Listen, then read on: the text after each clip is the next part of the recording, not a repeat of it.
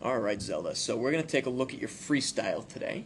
What I'm going to do first of all is just run through the entire thing, and then we can kind of come back and take a look at a couple of things. So, one of the things you can notice that you already pointed out to me is your head is kind of going up and down and kind of bobbing. So what we're going to work on this afternoon a little bit is really finding what that comfortable streamlined position for you, where your head is the most comfortable. Okay, right off the wall, you can see that when you leave, you've got kind of a scoop going down here. So your hands are a little bit above your head. It doesn't look like you're quite pinching your ears there, which means you're going to be pushing off in this kind of bow shape here, which means you're going to kind of, your legs are going to be going down and your chest is going to be going down, but the rest of your body is going to be going right up. So you kind of try to fix that with a little dolphin kick right there, which is okay, but ideally what you'd like to do is push off in a nice straight streamline. Okay. Ride that for a couple seconds, and then once that starts to slow down, then you get your dolphin kick going. And take a couple dolphin kicks, and then flutter kick your way into kind of that first stroke there. Because right now, when you break the surface, you see how your hips are kind of breaking the surface right now, but your head is still kind of ducked underneath where your arms are. Yeah. So once you start going here, you kind of fix it. But it looks like you're almost picking your head straight up in front of you to breathe here. So we're gonna work more on getting your breathing closer to something like this, with one goggle out of the water, just a slight head turn that'll just go with the rotation of your body. Okay. Okay? As we keep going here, I do like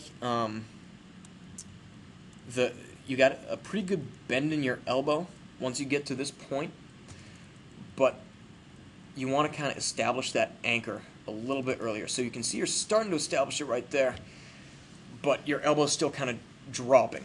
There's no point in your stroke where your elbow is staying in kind of the same place. Okay. So your elbow's kind of moving in a circle, and your arms are kind of also moving in a circle.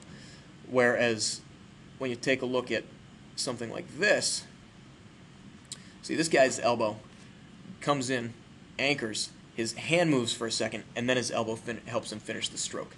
But he's really establishing that anchor with his forearm. So moving along here a little bit. So you already pointed out with the with that head bob. You really want to keep that head in a nice stationary position. But I really like your finish here. You're really finishing the stroke down by your hips, which is a good thing. See how your hand is still upside down and really still pushing that water there? That's definitely a very good thing. You're really finishing that stroke well. Here's another one of those breaths where you're really picking your head up instead of turning it to the side. But we're going to work on some of that stuff today, and I think some snorkel work is gonna really fix that as well. Other thing to kind of watch out for is the bubbles. the bubbles, for one thing. That means that your hand is not entering that cleanly. It's kind of flopping in the water.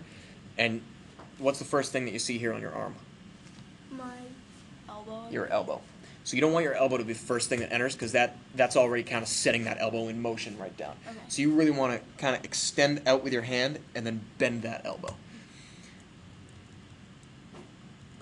The other thing to think about is that front quadrant swimming that we were talking about this morning.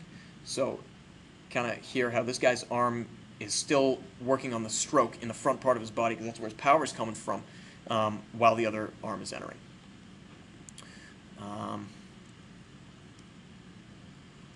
Overall, though, I think you got a pretty good motor in the back there with your feet. We'll work on some 6-beat kick stuff as well. But if you just think about that early vertical forearm, work on straightening out that head, and some of those bubbles and crossing that center line, we're going to have a really nice looking stroke. Okay. All right?